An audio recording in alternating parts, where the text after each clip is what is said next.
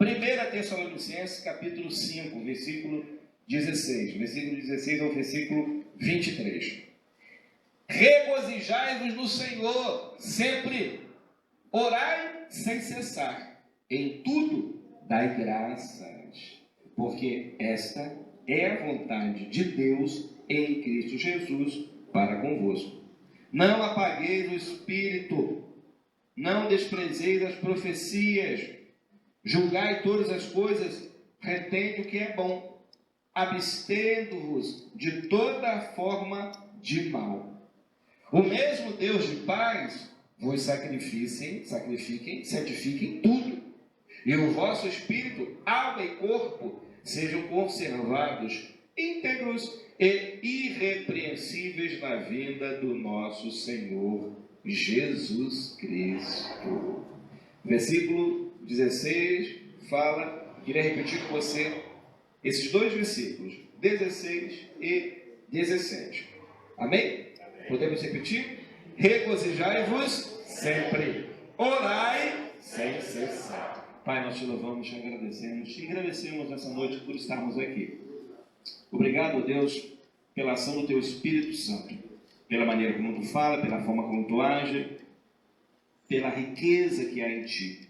Senhor, nós te louvamos porque nós cremos que, apesar de nós escolhermos, mas o futuro deste país está nas tuas mãos. E nós entregamos as nossas famílias, entregamos os nossos jovens, os meninos e meninas que fazem parte dessa igreja, que fazem parte dessa geração. Nós queremos te agradecer, pedir a proteção, pedir a tua bênção e te louvar, Pai, para a honra e glória do teu nome. Amém, Senhor, e amém, Jesus. Amém. Aplauda o Senhor, você pode? Aleluia. Glória a Deus.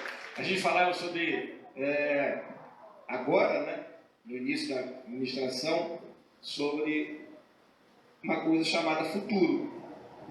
Porque quando você faz o seu pleito, a sua escolha, você está planejando o futuro. Você está projetando aquilo que você está querendo para o futuro. Todo mundo aqui tem algum projeto de curto, médio e longo prazo. Você pode ter uma coisa a curto prazo para fazer, que seja talvez, por exemplo, sei lá, uma bateria de exames que você vai ter que fazer nos próximos dias. Uma coisa a curto prazo. Você pode ter a médio prazo, terminar algumas coisas que ficaram pendentes no ano de 2018. Médio prazo para, por exemplo, dezembro, janeiro. Coisas que você começou e hoje, a gente quando começa alguma coisa, no meado, no finalzinho, aquela luta para terminar, cansaço. É igual quando você faz um curso. O sujeito entra na faculdade alegre, todo feliz, compra até a camiseta da faculdade com o curso. Aquilo dura o primeiro mês. Ele já vira o semestre. Quando ele está no finalzinho, no último, penúltimo semestre, no antepenúltimo, ele quer terminar, que ele não aguenta mais. Seminário aqui, por exemplo, o básico 1 ano e meio, bacharel também 1 ano e meio. A partir do primeiro ano, faltando 6 últimos meses, já fica todo mundo naquela expectativa para terminar. Quando vai ser a formatura? Quando vai terminar? Faz parte de nós, homens, mulheres, seres humanos, essa expectativa naquilo que está para acontecer. E a coisa a médio prazo, talvez seja você concluir algumas coisas que você começou no decorrer do ano de 2018 inteiro. A longo prazo, aí bate para o ano que vem, aí bate para o próximo ano, em que você talvez esteja planejando. Existem coisas que a longo prazo nos angustiam mais do que a curto prazo. Porque talvez o que esteja a curto prazo seja mais fácil de planejar, seja mais fácil de fazer, porque vai acontecer amanhã, que vai acontecer depois de amanhã. Mas aquilo que está lá na frente, a longo e médio prazo, principalmente a longo prazo, você fica completamente sem controle, porque existe uma coisa chamada fator tempo.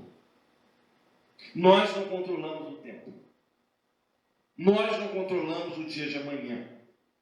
A Bíblia fala que o homem deve se contentar com o controle que ele tem no dia de hoje. O homem deve entender que a única coisa que ele pode dominar no que diz respeito a tempo é aquilo que ele faz agora. São as decisões que ele toma nesse momento. Porque o passado já fugiu das suas mãos e o futuro está longe do seu alcance.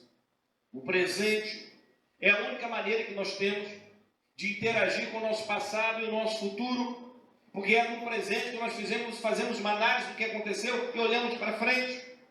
E a Bíblia fala, a Bíblia conta várias passagens, e Paulo, por exemplo, uma dessas pessoas que faz uma reflexão muito profunda acerca da sua vida, acerca das coisas que tem para fazer.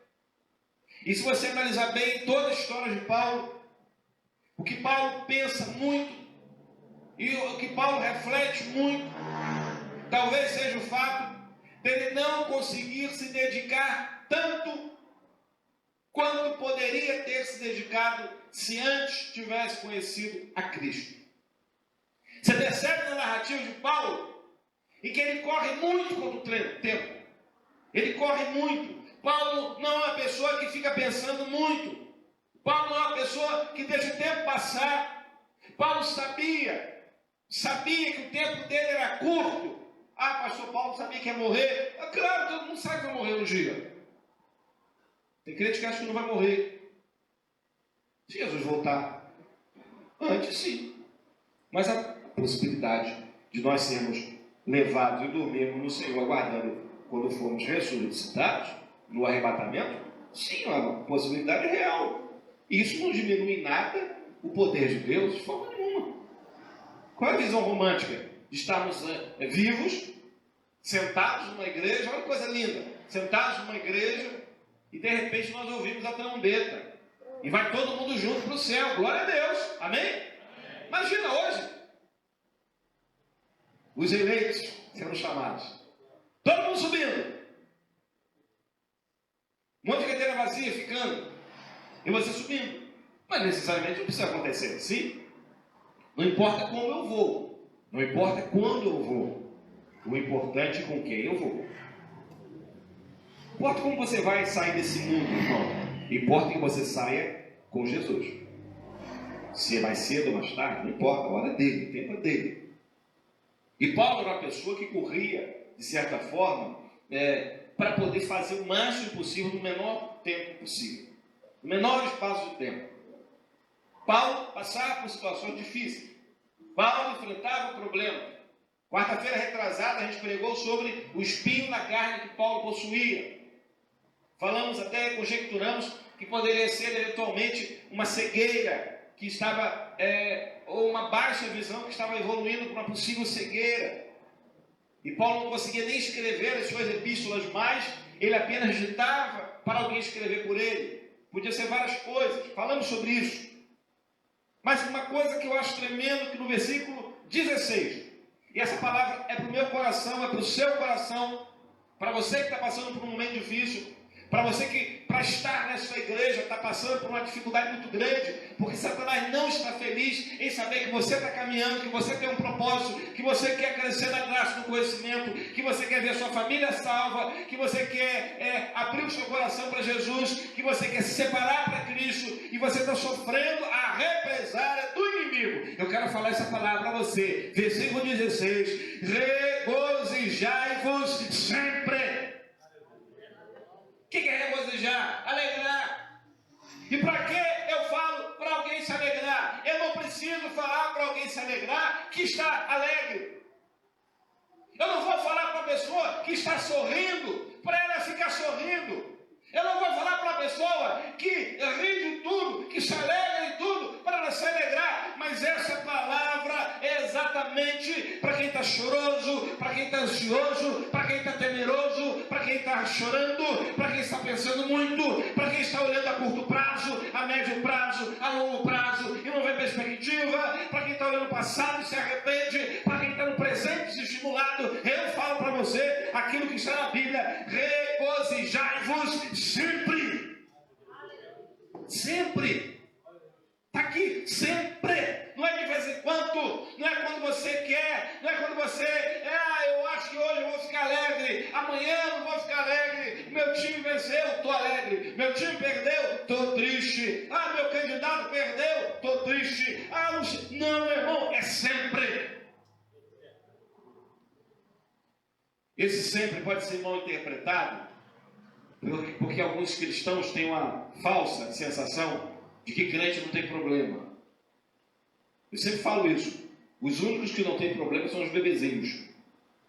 E os únicos problemas são chorar e pedir, para mamar. É o primeiro problema do ser humano. Já começa aí. Mas é para você que talvez se sentar nessa cadeira e vem uma vozinha te fazendo lembrar que tem alguém doente na sua casa esperando para você cuidar, que tem um problema muito grande para você resolver amanhã a curto prazo, que a médio prazo, por mais que você tente, no final do ano isso tem que ser resolvido de qualquer jeito, que a longo prazo não tem a menor chance de acontecer, e você fica para baixo, você fica caído, você pensa nas circunstâncias, você pensa na situação. Eu falo para você: regozijai-vos, igreja, se alegrai no Senhor, se alegre-se no Senhor, sempre. É difícil? Força, dá um sorriso, faz um exercício no seu rosto, porque o seu rosto vai começar a declarar que as coisas podem estar difíceis, mas Jesus ainda não desistiu de você. Não desistiu de você. Segunda observação: a gente tem um hábito de, a nossa oração muito condicionada ao nosso temperamento, ao nosso estado de espírito. A própria Bíblia fala, né? Quem está triste, ore. Quem está alegre, cante louvores. A Bíblia diz isso. Está alegre, está feliz, agradeça a Deus. Está feliz com alguma coisa, tribute a Deus. Uma das coisas que eu sempre falo: meu irmão, lugar de se alegrar, lugar de tributar, é onde Deus está. Eu fico sempre feliz quando alguém lembra da igreja para agradecer a Deus alguma coisa da sua vida. Às vezes as coisas mais simplórias a gente percebe o cuidado. É claro que às vezes não dá para fazer isso, mas a grande maioria das vezes a gente até consegue. Mas a pessoa vem na igreja tributar a sua vida, a sua adoração ao Senhor Jesus. O que você está fazendo aqui? Você está exatamente fazendo uma das partes que a Bíblia fala. Orar sem cessar é ter o conhecimento de que Satanás vai tentar fazer de tudo para você parar de orar. Fazer de tudo para você desistir do mundo espiritual, da vida espiritual. Fazer de tudo para você entregar os pontos. Mas não vem de cima da vontade. Chegar e falar: Senhor, não estou aguentando mais. As pessoas falam que não se desiste de Deus. Não é desistir de Deus. Mas é desistir da promessa de Deus. Para Deus seria um efeito similar a você ter desistido dele. Qual era a grande questão, o grande desafio para o povo judeu? Era entender que a promessa da terra era algo patente, era algo real, mas havia necessidade da conquista. E quando o povo deixava de acreditar que Deus iria levá-los até aquela terra prometida, era uma afronta ao próprio Deus, porque se Deus fala alguma coisa, Ele vai cumprir. Ora sem cessar. Hoje, o maior desafio que a Igreja de Cristo tem, a Igreja como estrutura, é mostrar para os seus membros a necessidade de oração. Amém?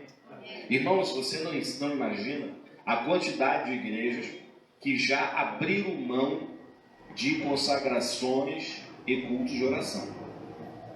Você pode ver algumas igrejas imensas, com 2.000 membros, 3.000 membros, que é uma bênção e tal. Procura ser reunião de oração. Não tem não. Procura. Qual que é a reunião de oração aqui? Não, aqui não tem, porque é o culto de louvor e adoração mesmo. Ou então, uma igreja com 5.000, 3.000, 4.000 membros, você vai na reunião de oração, tem 8 pessoas, 10 pessoas, E eu não estou falando aqui em tese, não. Eu estou falando de igrejas que eu vi, que eu participei de eventos de trabalho, de oração. Igrejas aqui em São Gonçalo, por exemplo, Niterói, 2, 3 mil membros. Se numa reunião de oração, 8 pessoas, 12 pessoas, 6 pessoas. Por quê? Porque a igreja está se contentando com a situação de ficar sentada e receber de Deus, mas não sabe que esse processo de caminhada com Deus é um processo de troca. Você dá o seu louvor, dá a sua adoração e o Senhor recebe. E como que Deus recebe? Deus responde você através da glória que desce sobre a sua vida. Tem pessoas que não estão vivendo a glória de Deus na sua vida porque esqueceram que existe um processo em que eu dou, em que eu me entrego, em que eu faço para receber. Hoje, quando você fala receber, já se pensa logo em receber alguma bênção. Quer bênção maior do que a presente de Deus? Quer bênção maior do que a glória de Deus derramada sobre a sua vida?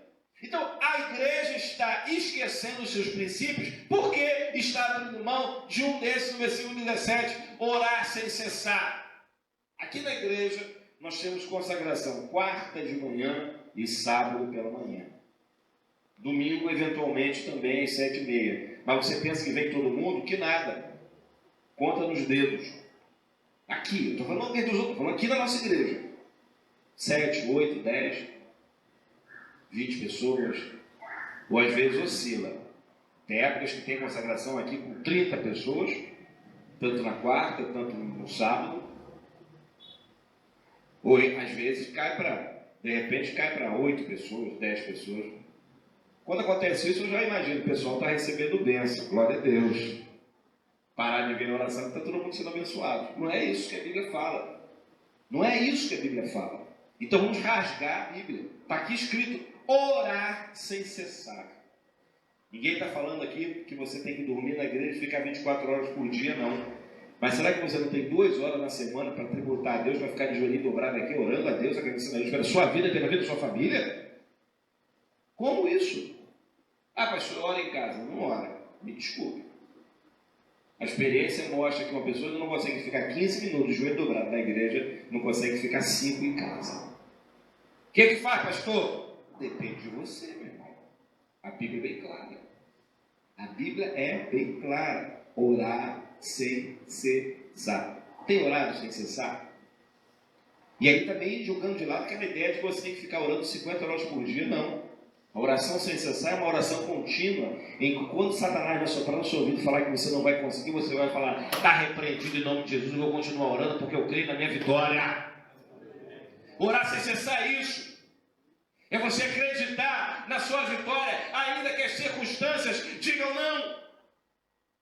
Ainda que tudo aconteça para você abandonar, abrir mão, jogar tudo para o alto. Não, ora sem cessar. Ora sem cessar. E outro momento, terceiro momento, você está passando dificuldade, eu vou dizer para você a fórmula do princípio da vitória. Em tudo, dai graças.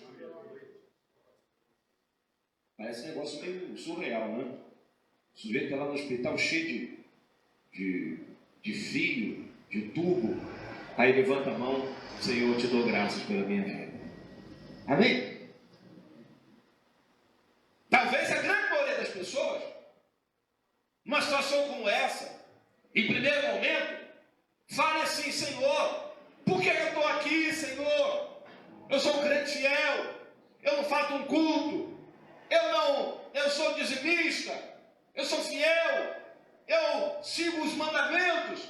Mas nós esquecemos que não há homem nenhum que não mereça a misericórdia de Deus e não há ninguém que ainda esteja longe de ser aperfeiçoado por Deus. Eu digo para você o seguinte, ora sem cessar, em tudo dai graça. Sabe por quê? Porque se você está passando por um processo em que você tem dificuldade da graça, depois dessa vírgula, está te dando por quê? Porque esta é a vontade de Deus em Cristo Jesus para convosco. Se você está passando por algum problema, se você está passando por alguma dificuldade, dê graças a Deus, porque se você está passando, é a vontade de Deus.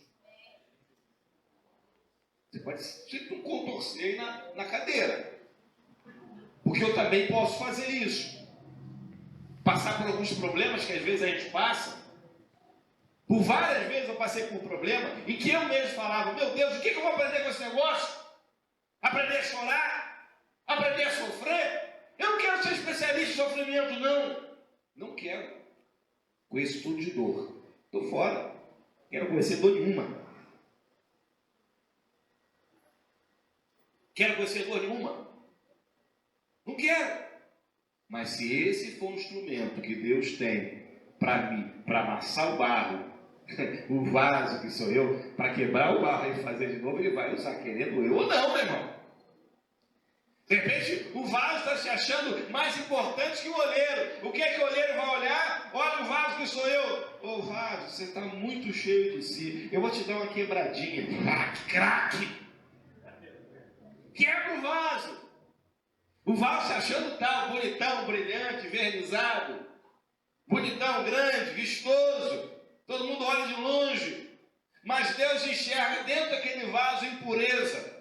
Deus olha para aquele vaso e vê rachadura. Deus olha para aquele vaso e vê imperfeição, porque só Deus consegue ver isso. O que é que Deus faz? Quebra o vaso. Você pode sofrer? Não. Em tudo dá graça, porque se eu estou passando por isso, é esta a vontade de Deus. Versículo 18, parte B. Esta é a vontade de Deus em Cristo Jesus para convosco. Eu quero dizer para você em nome de Jesus, pare de brigar com Deus e reconheça que você precisa de misericórdia, que eu preciso de piedade, que eu preciso de bênçãos de Deus relacionadas à minha convicção de que eu sou pecador e dependo dele, preciso dele para poder me reerguer. O vaso quando é quebrado, meu irmão. Agora, quando o vaso é refeito pelo próprio olheiro, ele faz tirando as imperfeições. Você pode estar sendo amassado. Você pode estar sendo reconstruído. Reconstrução é muito ruim, irmão. Quando você faz o orçamento de uma obra, por exemplo, é melhor você construir, você pegar um terreno do zero e fazer um prédio, do que você pegar uma casa velha de 2 andares e reformar tudo. Irmão, é uma coisa terrível. Você mexe numa parede e parece 2 para consertar. Você faz um buraco, parece 2. Você mexe numa laje, cai uma parede ali. Você tira um pilar, cai uma viga. É uma coisa terrível. Então o que ele faz? Com Deus não tem remendo, meu irmão. Deus não remenda nada. Deus desconstrói para reconstruir melhor do que antes.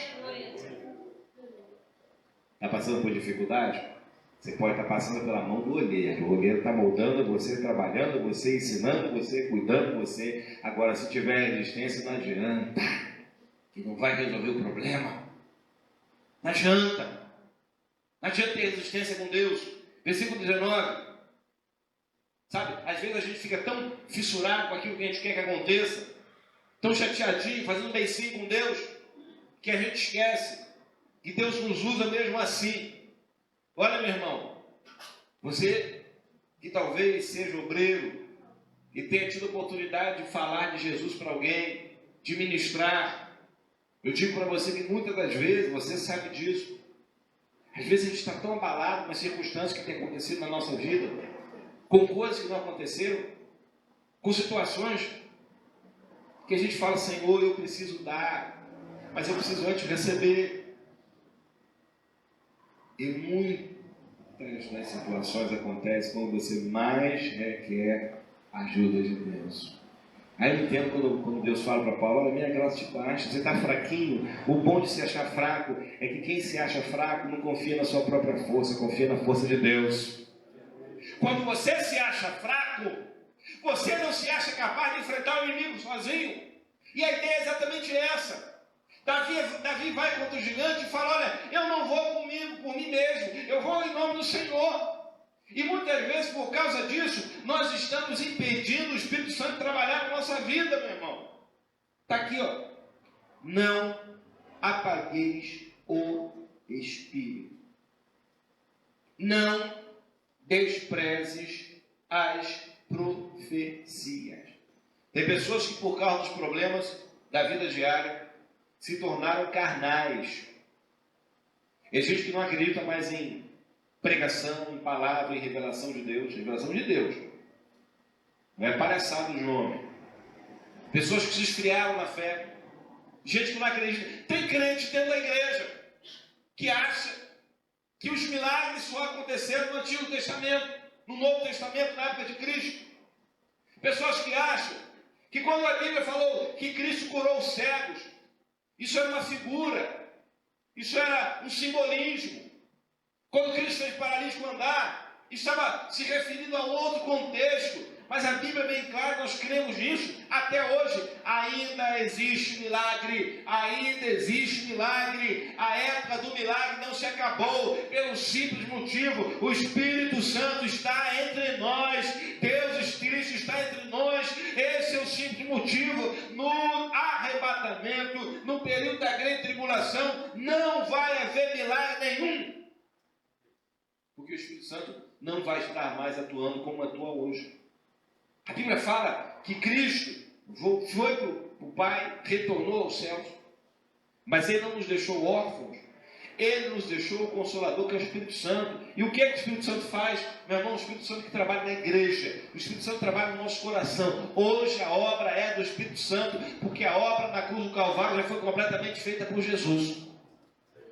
E tem gente dentro da igreja que está ficando frio, seco, gente que não acredita mais em milagre, gente que não acredita mais no Espírito Santo. Está aqui, ó. Não apagueis o Espírito, não se torneis carnais, não se torneis pessoas frias, que não acreditam mais no mundo espiritual, nas questões espirituais. Sabe por quê, meu irmão? Porque para ver milagre tem que ver com olhos de fé. E a Bíblia fala que o homem natural não consegue enxergar com os olhos espirituais. Talvez você não consiga ver milagre na sua vida porque falta fé. Talvez você não consiga ver milagre na sua vida porque você não está mais vendo com os olhos espirituais. Nota que desde o início do texto há uma evolução das situações. O que ele está falando? Cuidado para que você, o seu desânimo, a sua tristeza, a sua falta de vontade de caminhar, não se torne uma situação em que você deixe de glorificar a Deus, em que você pare de orar, em que você pare de agradecer a Deus pelo que está acontecendo e comece a murmurar. Olha que há uma evolução no texto, meu irmão, se você analisar.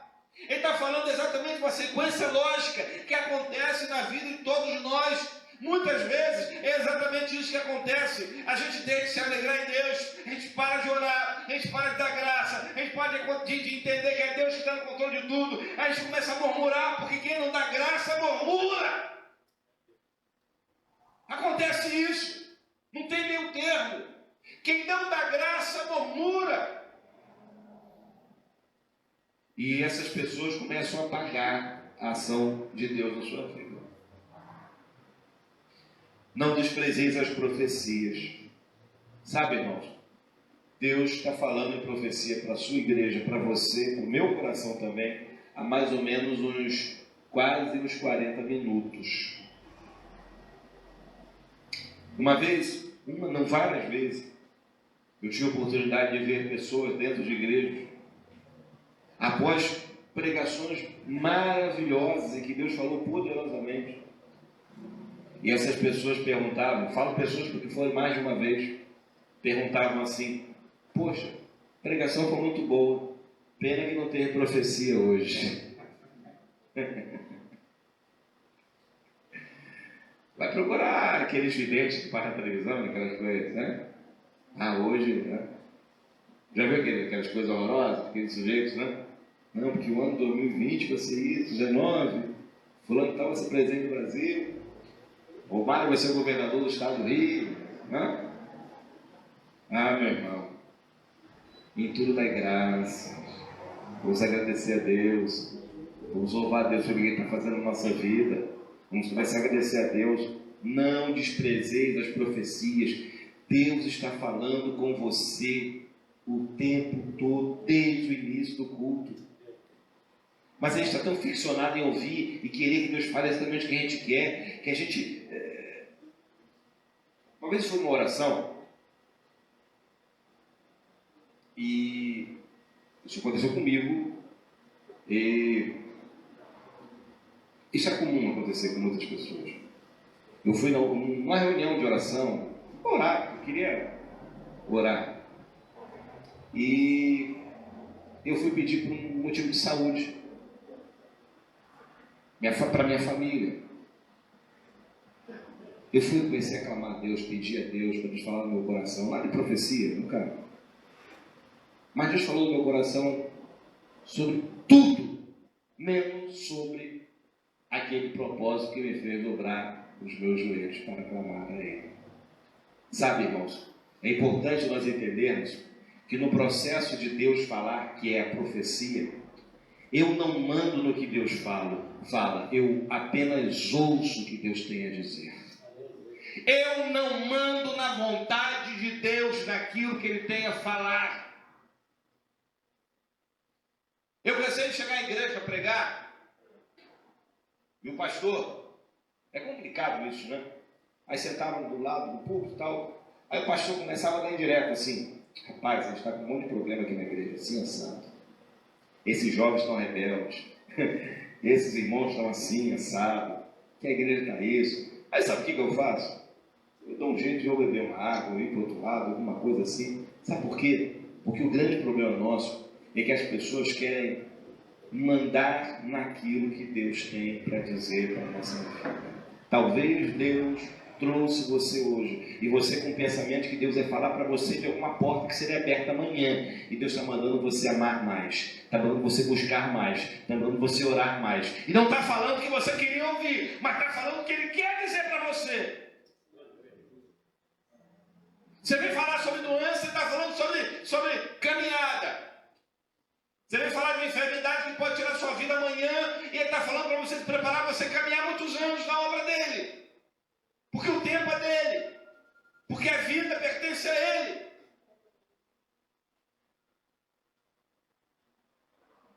Não desprezais as profecias. Às vezes Deus tem mandado pessoas na nossa casa, pessoas falar conosco, na nossa igreja, mas a gente está cheio de preconceitos daquilo que Deus tem a dizer. 24. Julgai todas as coisas, retende o que é bom. Pensa comigo. Vamos fazer um exercício muito simples. Você veio para a igreja ou dirigindo, ou a pé, ou de ônibus. Essas são as mais variadas situações. Você veio, talvez, levou meia hora entre sair da sua casa até chegar aqui na igreja. Se você veio dirigindo, você obviamente olhou para a estrada, viu o sinal de trânsito, você viu pessoas que passavam na sua frente, os pedestres, as faixas de pedestre, coisa parecida. Se você veio andando, você olhou fachadas de prédio, você viu poste, você viu banco, você viu loja, você olhou sinal de trânsito e tudo mais. Você levou meia hora para chegar aqui, mais ou menos. Você consegue lembrar, minuto após minuto, de todos os 30 minutos que você levou para chegar até aqui? Não. Por quê? Porque o seu cérebro, ele vai captar, ele vai segurar, ele vai guardar aquilo que ele julga mais relevante, aquilo que ele julga mais importante. Tenta pensar no seu dia de ontem. O que vai ser lembrado? Aquilo que o seu cérebro interpretou como mais importante para você. Lembra que você comeu anteontem? Não. Já foi. É verdade, não lembro que eu comi ontem. Não é relevante para você mais. Não é relevante isso mais para você. A menos que aquela comida tenha te feito mal. Ou tenha sido muito boa, ou tenha sido muito ruim. Tenha sido fria. Sei lá. Algumas pessoas não têm o discernimento para entender que na nossa vida diária, dentro da igreja, na nossa escola, no nosso seminário, nós temos que aprender a reter aquelas coisas que são importantes para a nossa vida, que são fundamentais para a gente. E nós ouviremos coisas que nem sempre vão ser edificantes para o nosso coração. E temos que ter discernimento. Aquilo que é bom, eu vou reter, eu vou segurar, eu vou produzir algo. E aquilo que não for, mas eu vou julgar. Eu vou analisar. É o princípio que nós falamos aqui no início, a votação da política. Nem todos os candidatos eu vou gostar. Nem todas as coisas que eu ouvi eu vou aceitar. Mas algo eu vou reter. A vida cristã é essa, meu irmão. Você vai ouvir muitas coisas. Dentro da igreja, eu sempre falo com o pessoal que vem congregar com a gente, que olha só, saiba de uma coisa, nós não somos uma igreja perfeita. Porque igreja perfeita não existe, porque a igreja é feita por homens, aqui na terra. Os homens são imperfeitos. Igreja nenhuma é perfeita. Não há como. Então, muitas vezes, nós temos que entender o seguinte, nem tudo que você vai ouvir de pessoas aqui em cima, por exemplo, e não estou falando de heresia, não. Estou falando de coisas fundamentais que mexem com a nossa fé. Não estou dizendo nem isso, só para ilustração. Até a opinião política aqui, alguém você não vai gostar. Mas por causa disso vai sair da igreja? Não. Por quê? Você está retendo aquilo que é realmente importante, aquilo que é realmente relevante, aquilo que é determinante. A Bíblia nos ensina que julga todas as coisas que você ouve, meu irmão.